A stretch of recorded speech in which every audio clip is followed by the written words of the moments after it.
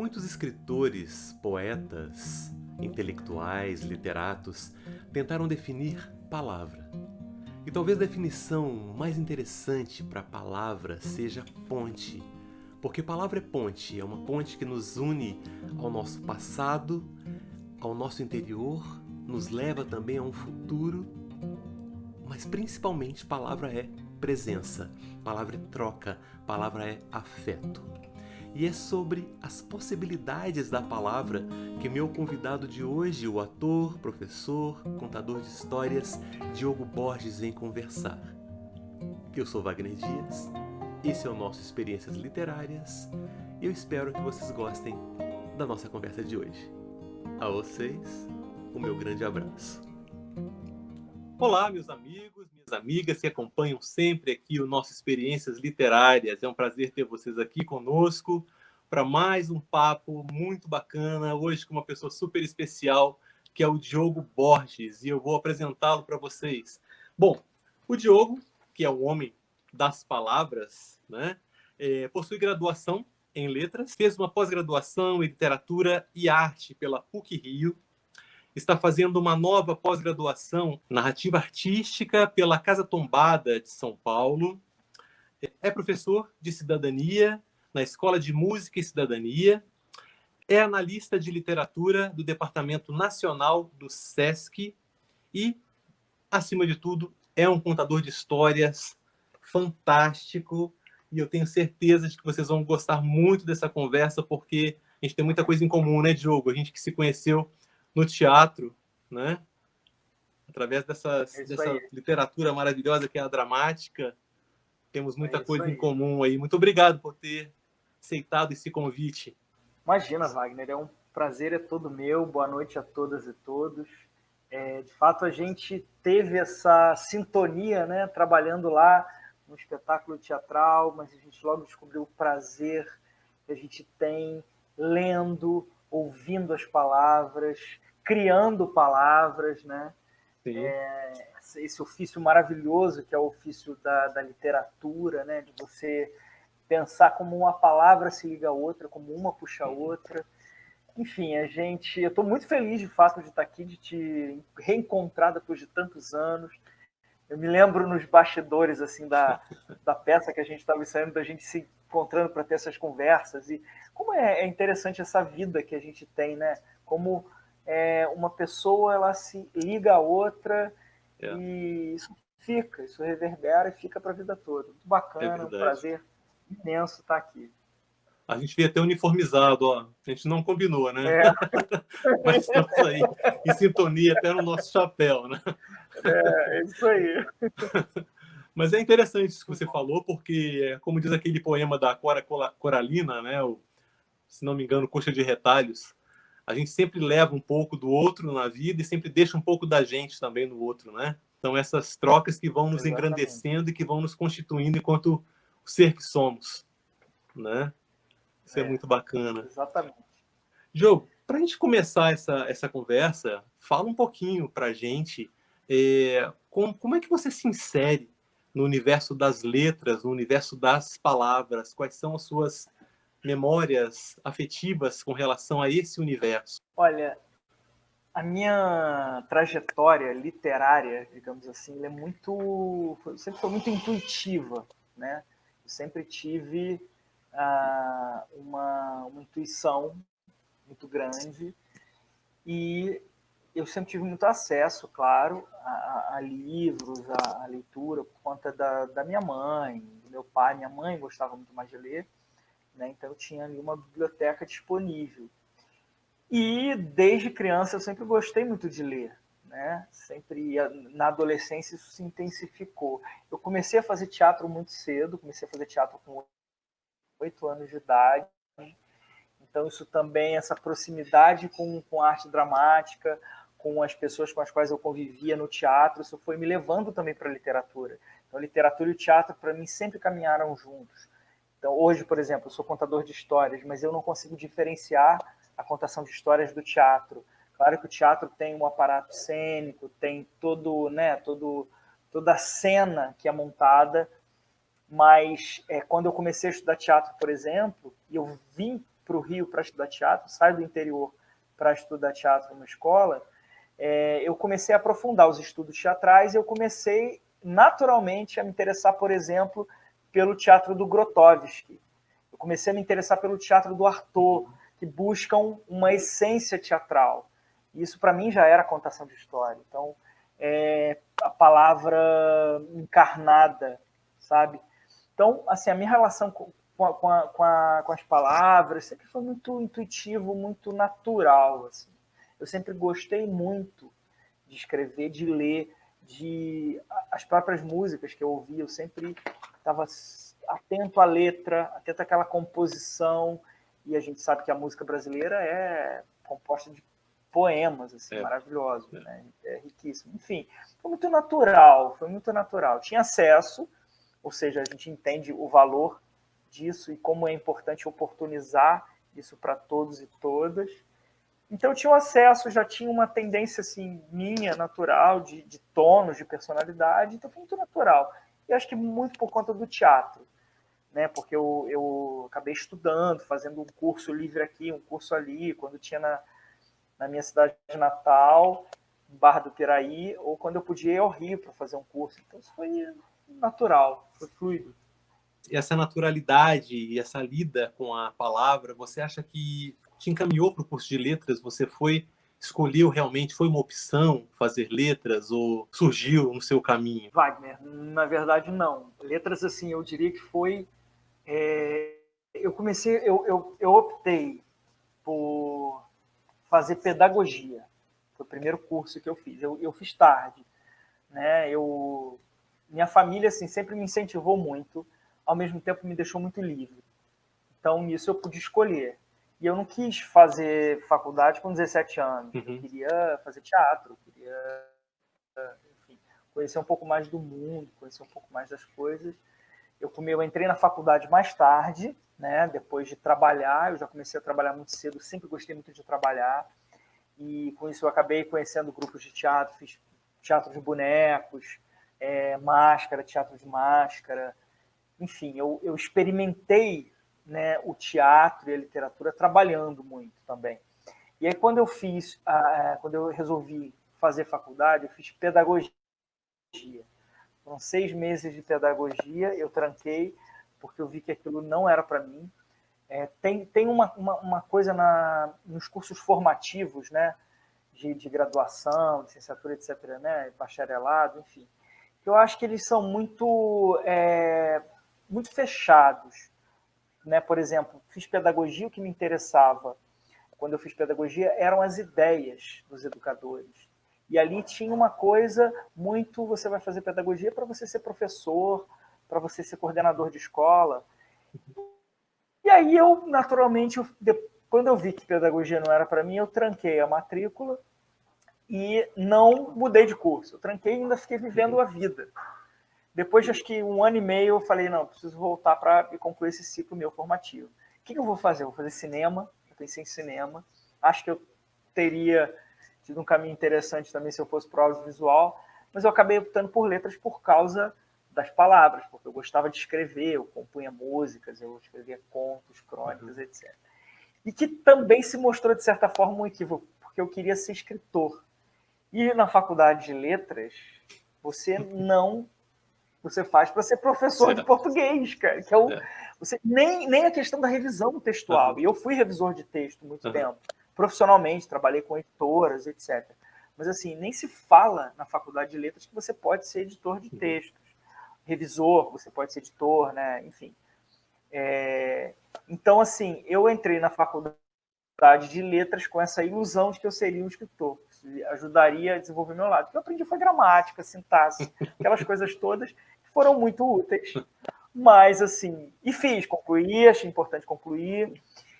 E aí, um tempo depois, eu resolvi continuar estudando e fiz uma especialização em literatura e arte na PUC Rio, foi maravilhoso para mim, para minha formação, me abriu muito.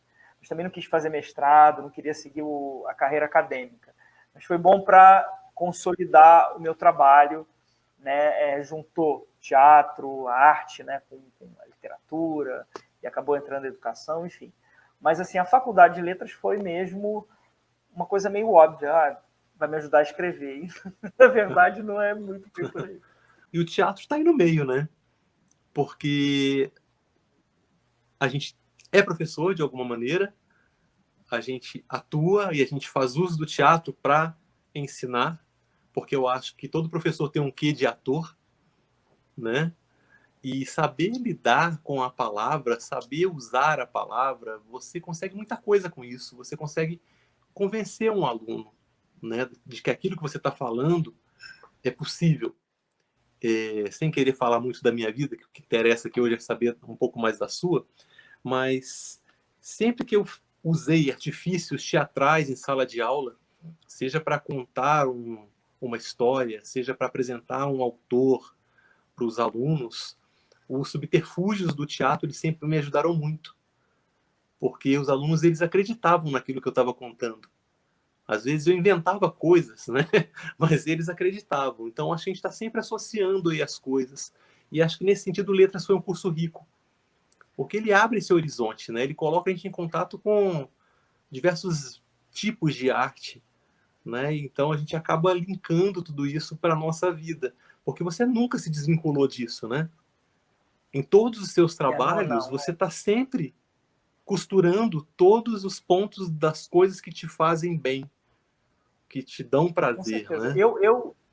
Eu, inclusive, assim, eu fiz, quando eu falei de pedagogia, nessa época em que eu fiz pedagogia, eu não me lembro mais o ano, não sei se foi em 2005, talvez, 2005, 2006, eu era guia de turismo, inclusive. Eu trabalhei como guia de turismo. Uhum. Né? Então, eu fiz a formação numa escola muito boa no Rio de Janeiro, me profissionalizei, consegui a carteira da Embratur, etc. Então, meu trabalho profissional, enquanto eu fazia em paralelo à faculdade de pedagogia, era ser guia. Então, mas tinha uma falta de sync aí, de sincronicidade. Uhum. Mas eu continuei trabalhando como guia de turismo e como ator, né? Tudo estava junto ali, quando eu fiz letras. Uhum. Então, eu acabava usando muito tudo isso. O teatro sempre esteve presente, assim. Tinha muita facilidade em guiar, né, no turismo, porque eu usava o meu lado performático para apresentar uma atração turística para os turistas, etc. E na faculdade de letras, eu usava exatamente esse lado da sedução da palavra, o lado performático. Quando eu ia apresentar um trabalho em grupo, sempre estava ali. Me lembro de um trabalho que tinha uma disciplina que era cultura clássica, e era uma disciplina maravilhosa, que a gente foi a última turma, depois virou EAD, acho uma pena. Então a gente estudava os autores clássicos, né? Dante, do mundo todo assim, ocidental, né? Shakespeare e etc. Uhum.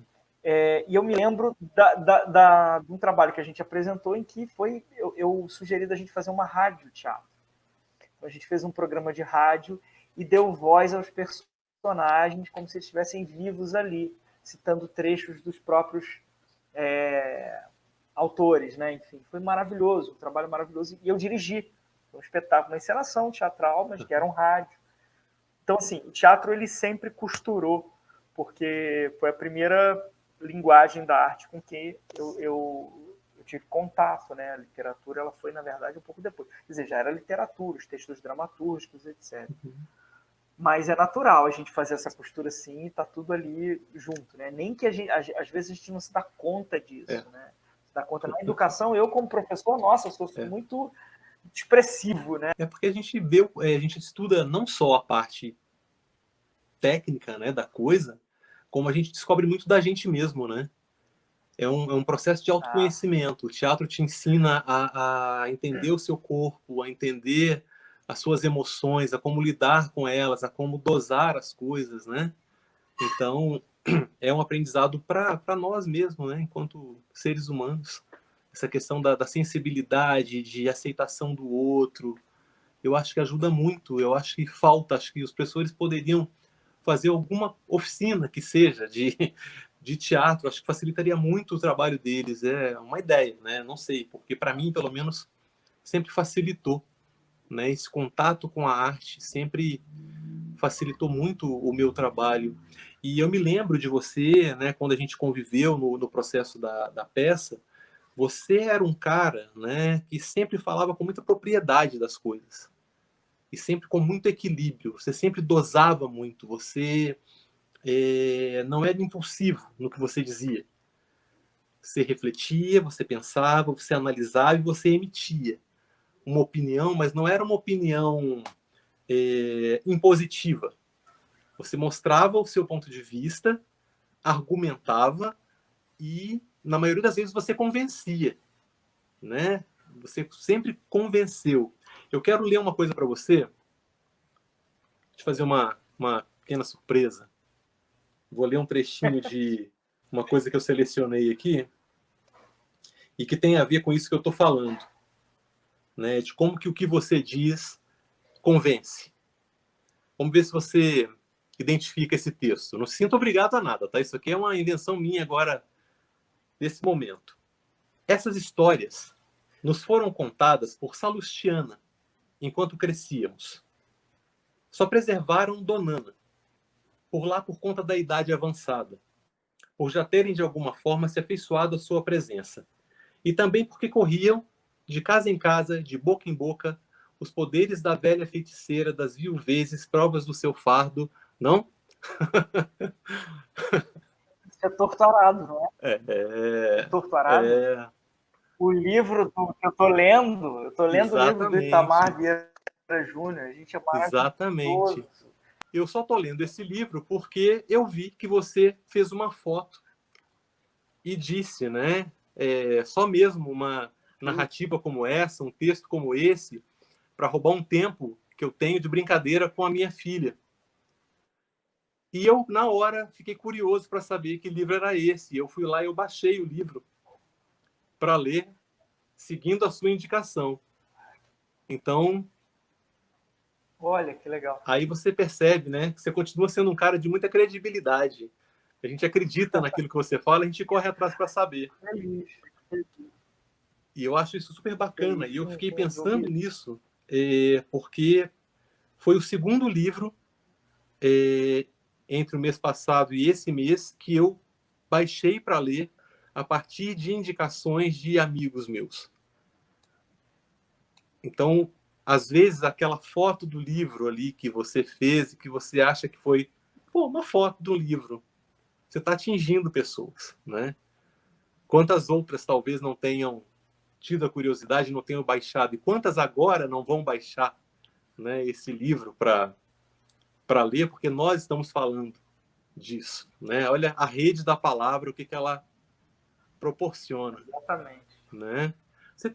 E você sabe que tem uma coisa só, antes de, né, de gente conseguir, assim, tem uma coisa que eu tenho pensado muito, que já há um tempo, exatamente na essência. Assim. A gente vive, ainda mais agora, nesse mundo de isolamento, em que a gente fica muito mais conectado ao que está digital, online, né, digital, etc. Então, a gente consome muito mais a internet, as coisas da internet. Então, é muita informação, um volume enorme de informação. Eu mesmo, chegou um momento em que eu estava assim, gente, eu já não sei onde, se eu li, se eu assisti, se eu ouvi, se foi um podcast, se foi um vídeo, etc. Sim, sim. Então, assim, eu tenho tentado baixar um pouco esse ruído. Uhum. E assim, com leitura foi uma. Eu tentei uma leitura, não conseguia, tentava outra, não conseguia. Eu falei, cara, eu tenho que escolher muito bem o que eu vou consumir. Uhum. Vou usar um termo agora bem capital. O que eu vou consumir? O que eu vou fruir? O que eu vou deixar entrar de fato? Sim. E esse livro, o Torturado, o Itamar Vieira Júnior é um escritor né, novo, contemporâneo e tal. Esse livro é maravilhoso. Ele é um narrador, ele é um escritor assim, que domina, né, a língua e que domina a narrativa de forma absurda. Absurda. O livro é um clássico. Né? Com certeza. Tem e ele faz uma coisa no livro, assim, sem dar spoiler, mas ele faz uma coisa no livro que é te deixar... Ele trabalha tão bem, acontece um fato que você não sabe, entre as duas irmãs, né? A Bibiana, que é uma das personagens, e a gente me fugiu agora a memória, o nome da outra irmã, Belonise, é isso. Então acontece um fato com as duas, com uma delas, mas que não fica claro com qual que aconteceu. Isso se arrasta durante toda a primeira parte, que é chamada fio de corte, né? A segunda é o Torto Arado, tem a terceira, são 3 partes. Eu estou na segunda ainda, eu estou no Torto Arado, não passei para a terceira. Mas, assim, é uma trama que te envolve, daqueles livros que você não quer parar de ler. Por isso que eu amo literatura, sabe? Porque ela te fisga quando fisga. Tem livros que são muito bem escritos, textos maravilhosos, mas que não te pegam. Esse menino... E eu, na verdade, assim, eu tenho um contato com ele porque eu estou trabalhando no Sesc e ele é um dos autores, inclusive junto com a Ailton Krenak, que compõe um dos circuitos do Arte da Palavra, que é um projeto do Sesc maravilhoso que fala sobre literatura, que é o Circuito Autores. Então, são debates entre autores. É maravilhoso, assim. Tá na fanpage, tá nas redes. Vale a pena quem ama literatura ir para ver Ailton Krenak e esse Itamar Vieira Júnior, um cara incrível, debatendo sobre literatura, sobre vida, né? Enfim. Desculpa, eu fiz até uma super mexida assim, mas vale muito a pena, porque é o conteúdo vivo da vida, como diz o Walter Benjamin, o narrador. Então, assim, você vê a palavra viva ali, da boca desses autores. É verdade. É verdade. E lendo esse livro, eu fiquei pensando nas coisas que a gente comenta, né, no nosso cotidiano, aí, nessa lida nossa com a palavra, né? O que é um bom livro? Né? Fiquei pensando, o que é um bom livro? Né? E o bom livro é aquele, para mim, né, na minha modesta concepção, é aquele que me conta uma boa história. Que me conta alguma coisa que me prende, que provoca minha emoção, que me aguça os instintos, sabe? Que me faz ter medo, ter raiva, ter nojo, chorar. Acho que isso para mim é o bom livro. E realmente o Torto Arado é um livro que prende, né? Ele prende e é uma linguagem simples sem ser simplória, né? É impressionante como que ele vai cativando a nossa curiosidade, vai costurando essa narrativa, né? O autor é um grande contador de histórias, né? Tem que ser um bom contador de histórias, né? Com certeza. Como que você faz esse paralelo entre o que você lê, o que você faz quando você conta histórias? Você consegue traçar? Você pensa nisso? Porque às vezes é uma coisa instintiva, né? Acontece, está tão em você que não sei se você analisa isso de um ponto de vista técnico. O que acontece? Eu já me dedico há um tempo, né, à contação de histórias e a refletir sobre, a pensar em como criar comunidades de ouvintes. Hoje é um desafio, né? Eu acho assim, tem muita gente boa, né? Mas para mim muita gente boa contando histórias de diversos tipos, de diversos tons, de diversos gêneros, de tudo, né? É uma diversidade de contação de história. A contação de história ela vem se renovando e vem marcando o seu lugar, um lugar importante ainda, não morreu, né? Uhum. Cada dia cresce mais, eu acho que tem espaço para todo mundo. No meu caso, eu trabalhei durante muito tempo contando histórias para crianças, né? E para bebês. Fiz um trabalho há uns anos para bebês, mas já contei história para todo mundo, para adultos e tal. Eu acho que tem muitos livros, por exemplo, de onde a gente tira uma história e conta, que são livros marcados como literatura infanto-juvenil, livros para crianças, que são histórias que eu já contei para adultos, né, ali em livraria, e todo mundo se emocionou. Né? Agora, o meu processo com a palavra, no caso da contação de história, eu sou uma pessoa muito... tenho uma criatividade muito aflorada, eu nunca deixei de trabalhar minha criatividade, mas assim, eu sou uma pessoa muito rápida. Então eu consigo pegar muito rápido uma história, eu improviso muito rápido, crio muitas histórias no improviso.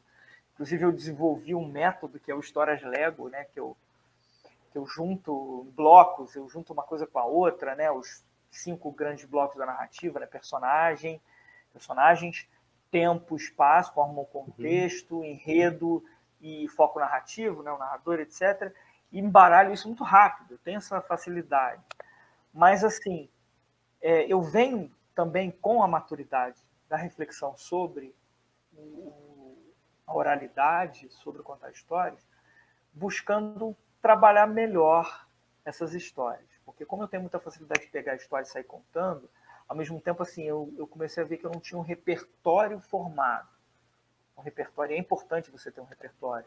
Uhum. Mas para você ter um repertório, você precisa se apropriar de verdade daquela história. Uhum. E para você contar do seu jeito, com a sua voz. Então, agora, por exemplo, fazendo a pós-graduação em narrativa artística, eles têm uma proposta de contar histórias no ambiente urbano. E a Casa Tombada é maravilhosa. Né? Juliano Pierno, Letícia Lichtenfeld, não sei se eu falei o sobrenome dela corretamente, mas assim, tem pessoas ali que se dedicam há muitos anos a pensar a contação de histórias, chamam de narrativa artística. Uhum. Isso está mudando a minha maneira de contar história e de entender essa arte, né, milenar. Né? Entender o caráter que tem a oralidade, o estatuto que tem ela e a importância no mundo hoje, hiperconectado, veloz, muda a cada dia, etc. Então, assim, a minha palavra é muita intuição.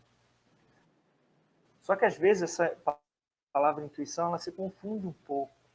E eu, como eu sou muito bom de improvisar, eu tenho tentado tirar um pouco desse lugar do improviso e fixar mais algumas bases das histórias. Então, estou tentando agora, por exemplo, formar um repertório. Estou estudando algumas histórias que me afetam de alguma forma e que dizem respeito também a quem eu sou, porque às vezes a gente ouve uma história, ela fica aqui reverberando, né? Uhum. E ela se comunica. Então, eu estou formando um repertório meu próprio. Eu escolhi, eu tenho agora, estou trabalhando 6 histórias. 6 histórias. Uma delas eu já é uma história, 2 delas são minhas, histórias próprias, e 4 são histórias da tradição oral. Uma delas, por exemplo, é uma versão do Barba Azul. Barba Azul é um conto recolhido pelo Charles Perrault, mas eu estou trabalhando a versão italiana, que é o Nariz de Prata. Uhum. Uma história maravilhosa que o Ítalo Calvino recolheu nas fábulas italianas. O Nariz de Prata, eu amo essa história, essa versão do Barba Azul, e eu estou trabalhando ela já tem um tempo, deixando ela ficar comigo. Eu tenho um processo, inclusive, que tem a ver com isso que você colocou, né, essa sua provocação, que é o processo, isso vem do teatro, por exemplo, que é falar em voz alta também. Então, os meus próprios textos, quando eu escrevo, eu falo em voz alta e deixo ele ficar, porque eu gosto dessa palavra falada também.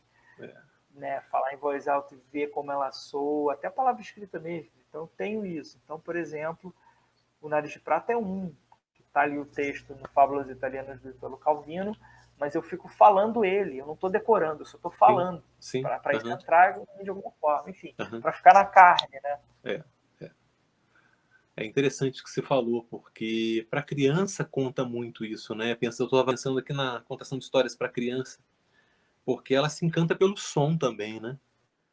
E tem os sons que são mais agradáveis, tem os sons que são mais soco no estômago, né?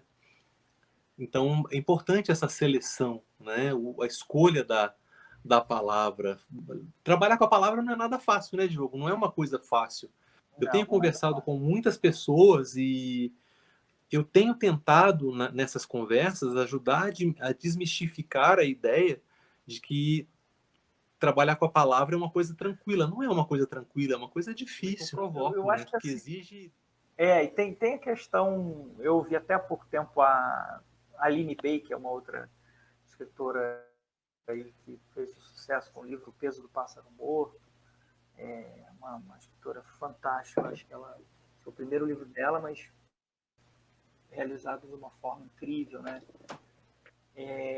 E ela falou uma coisa que muita gente já falou, que é a questão de você encontrar a sua própria voz, né? Não importa se é uma voz fraquinha. Só que ela falou de um jeito que eu achei muito assim, bacana, né? Você vê que era autêntico ali dela. Né? Que você pode ser uma vozinha fina, um fio de voz, mas é a tua voz. Isso às vezes leva tempo. Sim. A gente falou do Torto Arado, né? Que tem essa questão da voz, né? Colocada, né? Eu acho que, assim, até como contador de história, você precisa encontrar a tua voz. Por isso que é importante formar um repertório, porque são palavras que encaixam na tua boca. Às vezes não encaixam, mas você busca uma embocadura. Isso. O meu processo agora, por exemplo, está sendo aprender a ouvir a minha própria voz. Entendi. Aprender a ouvir a minha própria... Não sair falando, não sair Uhum. improvisando, não sair... Não, mas assim, deixa eu entender. Então, eu estou num processo muito de maturação interna, de decantação, de ver se é isso mesmo, se é essa história mesmo com a qual eu quero trabalhar e etc. Agora, você falou uma outra coisa, só para concluir brevemente assim, a minha fala. Tem um linguista italiano, pensei aqui no Italo Calvino, mas tem um linguista colombiano chamado Evelio Cabrejo Parra, ou Parras, não sei agora como é a pronúncia, e ele não é muito conhecido, Uhum. entendeu? Eu acho, inclusive, que é um cara que deveria ser mais conhecido. É um cara que trabalha há mais de 20 anos com bebês, né, crianças pequenas na primeira infância, e ele é um especialista em música, em oralidade. E ele fala, por exemplo, que todos nós nascemos como músicos em estado puro. Todo bebê é um músico em estado puro, porque o primeiro sentido a ser desenvolvido na gestação é a audição. Sim. Lá pelo 4º, 5º mês. É a audição. Então, assim, a relação do bebê com o som, a gente sabe disso, por isso que o bebê ama música, é muito intensa. E isso vai sendo substituído pela visualidade, está tudo bem também. Mas você vê como é importante o som, como é importante a palavra falada, cantada. Por isso que as parlendas, os acalantos, né, as canções de niná são muito importantes e são a primeira forma de contato com a literatura que a gente tem, a voz da mãe, ou da cuidadora, do cuidador, do pai, da avó, de quem quer que seja. Então é muito importante, sim, a gente ler as histórias, né, para os bebês, para as crianças pequenas. É a primeira forma de contato. Então é oralidade. Oralidade é literatura, no seu mais alto grau. Sim. Né? E essas... por aí. Ele é uma grande referência para mim, inclusive. Eu acho que todo escritor deveria um pouco conhecer a obra desse cara. Tem uma matéria uma entrevista com ele na revista Emília. A revista Emília também, que é super especialista em leitura, né? Eu não conhecia o linguista, vou até procurar, que eu fiquei interessado em saber um pouco mais sobre essa... Cabrejo muito bacana isso. E sua relação com a sua filha, paternidade, o que ela te trouxe? O que ela te acrescentou nesse processo afetuoso de trabalho com a palavra? Mudou tudo, né? Mudou tudo. Porque é a coisa viva ali acontecendo, né? Então, a minha filha, por conta da gente ter estimulado sempre, né? E na verdade não foi um estímulo forçado, porque nós somos o que somos. Então, assim, eu sou um amante das palavras, eu sou um contador de histórias, eu vivo isso, assim. E aí ela entra em contato com isso. Então a gente sempre leu muito. A mãe dela também tem essa relação com a literatura muito forte. Então a gente sempre a ama livro, lendo livro e contando histórias. Então ela entrou em contato com isso. Então ela é uma máquina de pedir histórias e de querer ouvir histórias. Um nível assim até irritante. Imagina. Então assim, a minha relação com ela foi de repente eu ter que inventar. Por isso que até que nasceu a minha viagem aí com as histórias Lego, de montar, de criar, de recriar ao infinito, né, com ela. Então, eu comecei, inclusive, essa história que eu já te falei, de ouvir a minha própria voz, veio por conta desse trabalho com ela, de contar histórias todo dia, muitas vezes. Né? E aí eu saquei uma coisa com a minha filha sendo pai, né? Me tornando pai, que é a questão da presença. Não importa se você não sabe a história, né? Se você sabe o que acontece no enredo. Não importa se você não é... ninguém precisa ser contador de histórias, profissional. Importa você estar presente ali. E que, para a criança, brincar é história. História é brincar. Isso. Tudo é brincadeira. É assim como ela aprende, como ela absorve o mundo. É a linguagem por excelência de comunicação da criança, é a brincadeira. Então, mas até isso que eu estou falando, a que a gente está conversando aqui, só pode ser dito porque eu estou presente. Se não estiver presente, não dá para você falar em qualidade de presença se você não está presente. É verdade. Entendeu? Então, assim, ela trouxe isso, uma reflexão sobre a presença, uma reflexão sobre mim mesmo, de escuta do meu ritmo, de escuta das minhas palavras, de querer criar palavras mais potentes. Para mim, em primeiro lugar. Depois para o mundo. Isso é bacana, né? Você trabalhou também contando história em biblioteca, né, Diogo? Você trabalhou na Biblioteca Parque, não é isso? Como é que foi esse trabalho? E foi uma experiência maravilhosa, porque ela me trouxe esse trabalho na Biblioteca Parque. E como eu sou uma pessoa sempre muito comprometida com o trabalho, eu fui crescendo, fui para a rede de bibliotecas Parque, né, desenvolvendo relações com a Biblioteca de Manguinhos, com a de Niterói e com a do Centro, a famosa, né? Ficou muito conhecida a Biblioteca Parque Estadual. Então, eu acabei colaborando na rede para criar conteúdo para todas elas. E levando a experiência da Rocinha, que eu tinha pego um pouco da Colômbia, para todas elas. E foi muito bom porque eu vivi as relações territoriais. A Rocinha é uma cidade, né? Um mundo. Então, assim, eu comecei a entender na prática as questões políticas de território, né? Questões que permeavam o trabalho de incentivo à leitura, o trabalho de gestão, né? Tive muita experiência nessa questão de você fazer a gestão de uma equipe, porque eu acabei virando gerente lá de educativo, etc. E como você tira a biblioteca do muro, do prédio e leva para a comunidade sem imposição, como você dialoga, como você traz. E eu fiz isso tudo numa relação com as escolas. Foi a via que eu consegui fazer esse trabalho. Então, a gente criou uma rede pedagógica, né, com as escolas, de relação, as escolas iam na biblioteca, a gente ia fazer curso de formação. Foi um trabalho maravilhoso, cara. Esse trabalho me mudou. Imagino. E eu, inclusive, estou trazendo esse trabalho, que é aquilo. A gente traz um pouco de tudo que a gente faz. Estou trazendo esse trabalho para o trabalho que eu estou começando no SESC, a fazer no SESC. Então, assim, a minha experiência trabalhando com jovens, eu vou falar dos jovens, especificamente jovens periféricos, e eu trabalhei não só na Biblioteca Parque da Rocinha, eu tive uma outra experiência dando aula numa ONG chamada Espetáculo, que é uma ONG criada pelo Gringo Cardia, Marisa Hort, que existe até hoje. Eu era professor de palavra, era a minha oficina lá, né, trabalhando com jovens de favelas e comunidades do Rio de Janeiro inteiro, entre 17 e 21 anos. E a minha experiência, principalmente no Espetáculo, foi uma experiência de ver jovens potentes demais. Jovens, assim, não digo antenados com as coisas do mundo, mas com uma voz muito já poderosa ali, interferindo no mundo, ressignificando e dizendo: esse mundo não serve mais para mim, esse comportamento não serve, essa atitude não serve. E que me fazia repensar o meu papel como homem branco, cisgênero e etc, etc. Conhecer muitas coisas e como isso me desafiava a dialogar com esses jovens, né? Com essas moças e rapazes que estavam ali, e como estabelecer uma relação de respeito, uma relação mínima de confiança, porque os agressores, de um modo geral, são sempre homens brancos. E aí?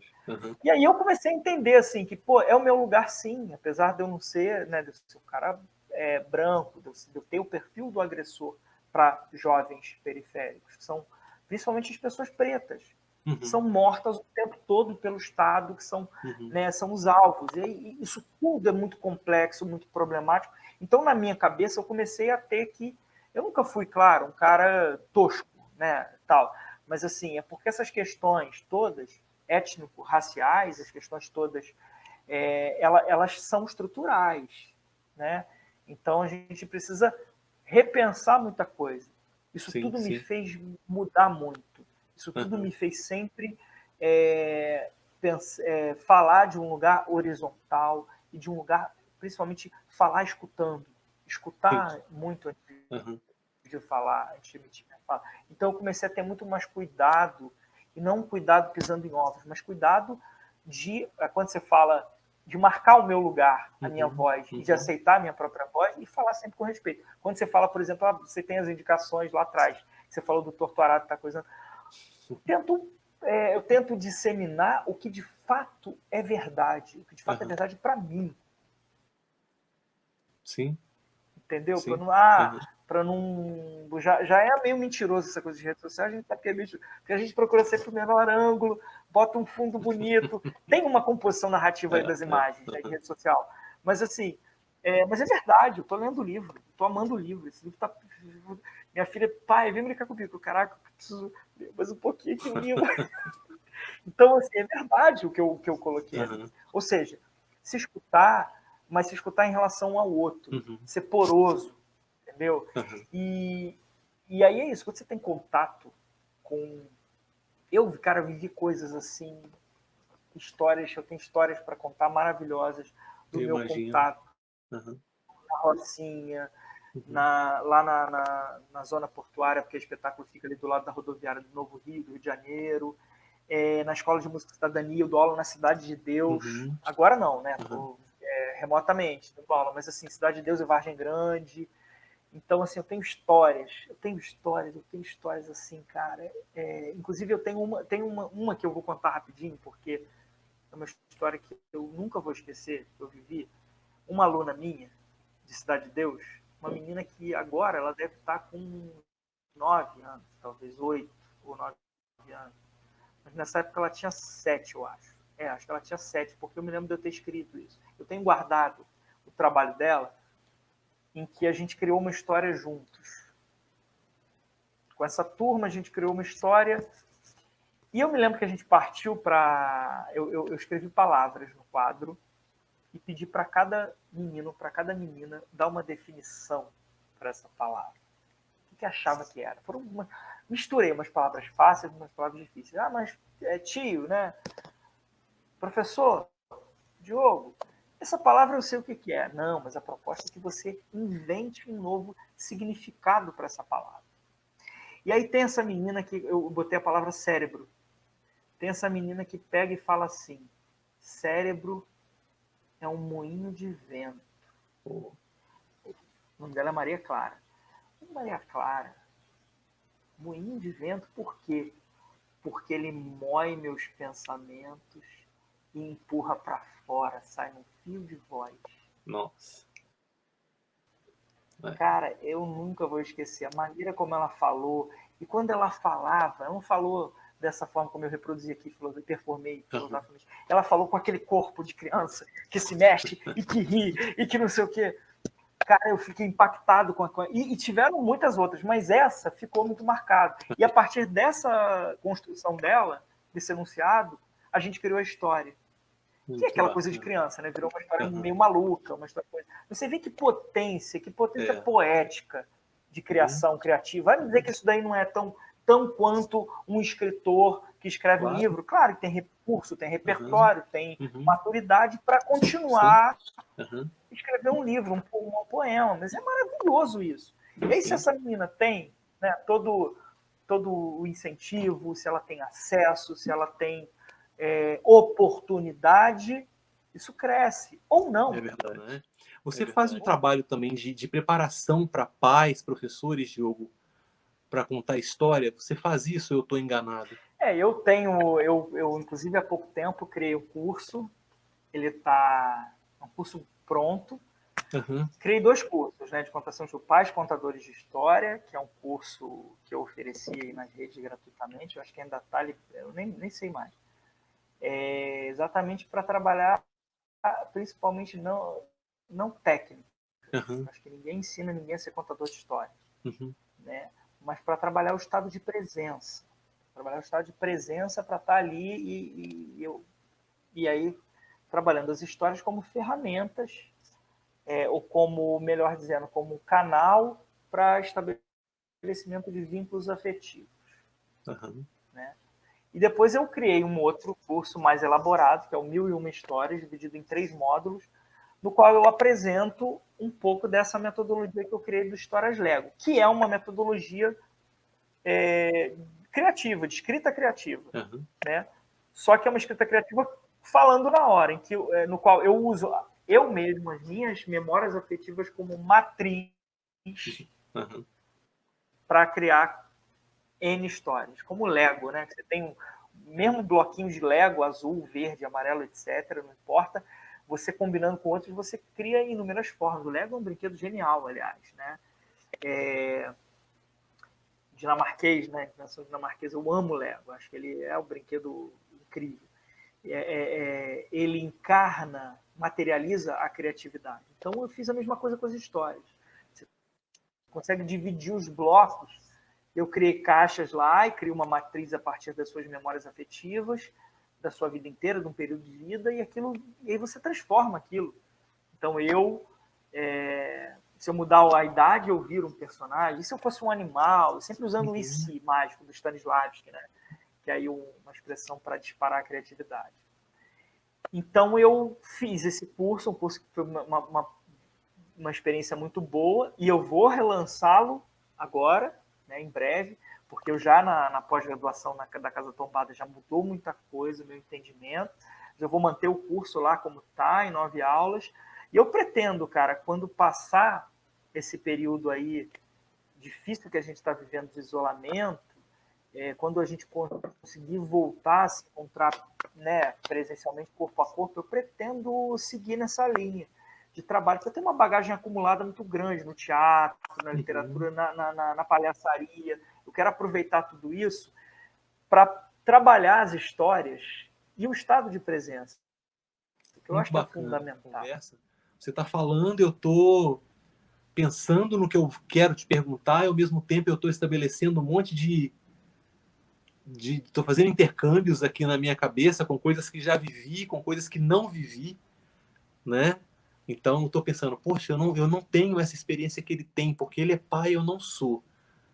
Então essa coisa da presença eu entendo, mas eu não vivencio, sabe? Então, olha como é que a gente vai costurando tudo isso, né? Como que é bom trocar, como que é bom ouvir, aprender, respeitar o outro, né? Ficar feliz com o sucesso do outro. Eu estou super feliz agora com o seu novo posto, com o seu trabalho, porque eu tenho certeza que o Sesc vai ganhar um grande presente te tendo lá. Fala um pouquinho. O que você vai fazer? Você já sabe o que você vai fazer? Qual é a sua função? Sim. Eu comecei tem 3 semanas, né? O Sesc Nacional é um departamento normativo, né, do Sesc. Ele cria as diretrizes. O meu trabalho eu não lido diretamente com o público. Né? Uhum. Na minha vida inteira eu trabalhei diretamente com o público. Mesmo na Biblioteca Parque da Rocinha, apesar de trabalhar como gestor, né, de cultura, eu tinha um contato direto com o público. No Sesc Nacional, eu tenho contato com os departamentos regionais, né, os representantes da área de literatura dos regionais. Uhum. Então, por exemplo, no Rio de Janeiro a gente tem Sesc Copacabana, a gente tem o Sesc São João de Meriti, você tem as unidades do Sesc. E tem um departamento regional que cuida das unidades. Então, eu lido com os departamentos regionais. Eu trabalho burocrático, tem muitos processos que precisam ser de parecer técnico, etc. Mas é um trabalho maravilhoso, porque o projeto Sesc tem projetos maravilhosos, né? A importância do Sesc para esse país assim, é indiscutível. Nossa. Comemorou há pouco tempo, 74 anos, a capilaridade do Sesc faz parte e leva, né, um dos pilares do Sesc é a diversidade, é o respeito, a cordialidade, o respeito à multiplicidade de vozes, etc. E a cultura, o serviço que o Sesc leva, né, para os comerciários e para os familiares é muito importante. Então, assim, é uma oportunidade, de fato, de colaborar com né, com essa família, né? E o Sesc é muito importante para mim, cara, porque eu vivi durante muito tempo como artista, né, espetáculos no Sesc. Eu fiz muitos cursos no Sesc, então eu devo muito ao Sesc também, um pouco da minha formação. E agora é uma forma de retribuir, né? Então, assim, o Sesc, por exemplo, os projetos importantes de literatura que o Sesc tem são o Arte da Palavra, né, que está ativo. Dentro do Arte da Palavra tem o circuito Oralidades, né, que tem um caráter de apresentação performático. tem o ciclo Autores, que é um circuito de debates, e tem de criação literária, que é muito local de cada departamento regional, mas que traz assim, grandes figuras para dar oficinas. Né? Tem o Prêmio Sesc de Literatura, Sim. que é um prêmio já de renome nacional e internacional, né, que lança autores nas categorias conto e romance. Né? São sempre 2 autores por ano. E tem o Sesc Convida, né, que foi lançado em caráter emergencial para ajudar nessa coisa tudo que a gente está vivendo, mas que é muito importante para a vida de muitos artistas, muitos artesãos, etc. Então, assim, a importância, falando só na área de literatura. Você tem projetos como Mesa Brasil, projetos como, né, enfim. Eu estou muito feliz, cara. Estou muito feliz porque eu sou uma pessoa muito comprometida, sempre fui, assim, todos os meus trabalhos, aquele clichêzão, veste a camisa, eu visto mesmo. Eu mergulho de fundo, porque eu acho que assim, é o mínimo que eu gosto. Eu gosto de estar corpo ali, presente, tentando, claro, respirar, para não virar escravo do trabalho, para não virar aquela pessoa. Não, eu não gosto disso. Tem que respeitar o meu ritmo e dos outros, impor velocidade e tal, e entender que somos humanos, senão a gente entra. Isso. A gente já está no capital, na lógica da capital, mas senão a gente fica. E a gente, Wagner, você sabe disso, que lida com letras, com a palavra, com literatura. A literatura ela tem esse caráter do tempo, do silêncio. É uma relação respirada. Muitas vezes eu paro, por exemplo, no Torto Arado, numa parte lá, foi ontem, que eu parei, sabe? O Roland Barthes fala isso, né? Aquela coisa que você tira a cabeça da leitura para você poder respirar. Eu tirei um pouco, saí um pouco da leitura e falei, cara, o que é isso que eu li? Isso me deu embrulhou meu estômago. Aquilo que você falou um pouco, eu trago nessa conversa da literatura te tomar. E só que eu precisava respirar daquela leitura, porque foi impactante o que eu li. E depois eu voltei e falei, uau! Sabe, ela transforma. Então, assim, trabalhando, eu tento trazer um pouco disso, dessa relação que eu tenho com a literatura, com os livros, para o trabalho, para olhar as pessoas dessa forma mais humana. Humana nesse sentido de tem um outro ser ali pensante, que sente, que se afeta, que se desarvora, que é vivo. É verdade. Para a gente encerrar, fala um pouquinho do seu livro. Você tem um livro, fala rapidinho para a gente desse livro e depois deixa uma mensagem aí para quem está nos assistindo, algo que você gostaria de compartilhar. O Wagner, essa história do livro, assim, eu fiquei surpreso de você ter desencavado isso, mas assim, foi uma experiência muito importante. Tem um livro de poemas, né, que eu editei só 50 exemplares, mas foi um livro muito importante para mim, é muito importante. Eu não sei se eu vou reeditar, né, esse livro no futuro, eu acho que sim. Eu tenho, acho que 2 exemplares comigo, um livro de poemas. Mas foi um livro muito importante porque eu realizei, sabe aquela coisa que você realizou? Eu tenho um monte de contos escritos, um monte de crônica, um monte de coisa. Mas assim, a gente às vezes fica nesse medo de levar o que a gente, mostrar o que a gente tem. Quando às vezes o mais importante é você realizar. É verdade. Você sair um pouco do mental, sair do discurso e fazer o negócio. Sim. E fazer, não importa se é bom, não importa se é ruim, não importa para você, para sua, sei lá, autoestima. Não gosto dessa palavra, sinceramente, eu não gosto dessa palavra autoestima, mas assim, para sua satisfação, para sua alegria,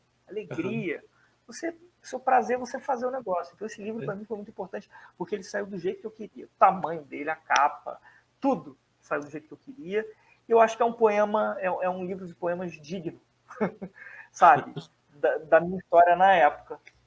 Então, assim, chama-se Poemas de um Amor Partido, é fruto, todos os poemas no seu conjunto, são 3 partes, são fruto de uma relação que eu vivi e que deu certo quando deu certo, que terminou, e eu elaborei a tristeza e a dor do término, trabalhando com eles. Trabalhei mais de 1 ano esses poemas, fiquei ali labutando, e saiu.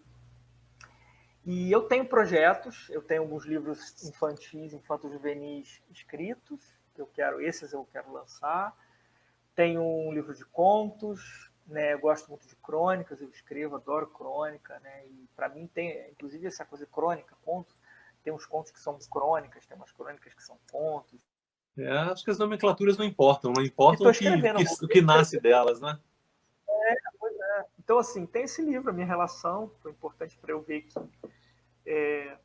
materializar essa relação minha com as palavras, e sim, botei no mundo. Sim. Não importa se está bom, se é ruim, se é criticado, botei no mundo. Uma relação, para mim, de que eu consigo fazer alguma coisa nesse sentido, sabe?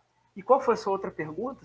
Uma mensagem. O que você deixaria com uma mensagem para quem está nos ouvindo, nos assistindo? Eu fujo dos profetas, assim, eu não gosto de profeta, não.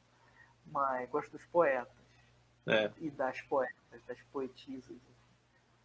Rapaz, eu não sei, eu diria sem aquela demagogia de ler, porque é importante, mas eu diria para lerem, para as pessoas lerem, se aceitarem. Uhum. E não importa se você vai ler gibi, não importa se você vai ler a Bíblia, não importa o tipo de leitura, né? Leitura, quando eu digo leitura, é aquela palavra que te toca, te lê, contar as histórias, né? Tá presente se você é pai, se você é mãe, avó, tá presente na vida das pessoas, nesse lugar horizontal, sem querer impor a tua vontade para o outro, a tua vontade. A gente fica nessa de querer empurrar o que eu quero, sabe? Eu diria que se eu tenho que deixar uma mensagem, eu preferia até ler um poema. Agora de cabeça eu não sei. Eu não sou, olha que louco, eu sou ator, mas não sou bom de decorar, sabe? Assim, para ficar falando, sabe essas pessoas que têm 1000 coisas? Eu sei. Eu tenho que estudar um pouquinho antes para poder falar, porque eu vou esquecendo. Minha memória vai se liberando do acúmulo aqui das coisas.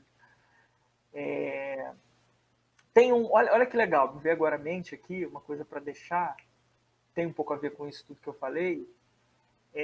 Existe um fragmento de um evangelho apócrifo, eu que não sou religioso, mas é apócrifo, né? Um evangelho apócrifo que diz o seguinte: nada se constrói sobre a pedra, tudo sobre a areia. Mas é nosso dever construir como se fosse pedra a areia. Realize. Faça da melhor maneira possível. Agora, lembrando que tudo vai passar, que a gente é passagem, a gente vai morrer mesmo, vai ser comida de vermes, virão outros no nosso lugar. Acho que se faça insubstituível, mas sabendo que a gente é substituível. Ponto. Faça o melhor que você puder. Tá tudo bem, o melhor que você puder. Que façamos dessa... Faça qualquer coisa. Faça qualquer coisa, mas não faça de qualquer jeito. Agora vai ser uma enxurrada de frases feitas aqui. Mas bacana, né? Que passemos por esse plano, mas passemos bem por ele, né? Vivendo bem com o outro, ajudando, dividindo, né? Trocando, aprendendo, ensinando. Eu acho que é isso. Querido, eu adorei essa prosa. Também. Muito obrigado, né? Foi sempre um prazer, assim, a gente conversar, trocar, poder falar de literatura, poder falar de teatro, de arte, de vida. Foi um enorme prazer. Muito Vou bom. adorar. Prazer foi meu. Te agradeço imensamente por essa oportunidade de te ouvir falar, viajar um pouco nas suas ideias. Sucesso aí nos seus projetos. A gente se encontra em outras oportunidades, assim espero, para trocarmos mais figurinhas aí sobre outros assuntos, outros temas. Eu já fiquei com muitas coisas aqui que eu quero te perguntar depois. E a gente vai trocando informação. E para você que assistiu a gente, né, espero que vocês tenham gostado, que vocês tenham refletido, que tenham se dado pausas para pensar, essas pausas que são necessárias na leitura, né? Que vocês deem pausas, né, para vocês mesmos e que estejam conosco no nosso próximo encontro. Muito obrigado pela atenção e até breve.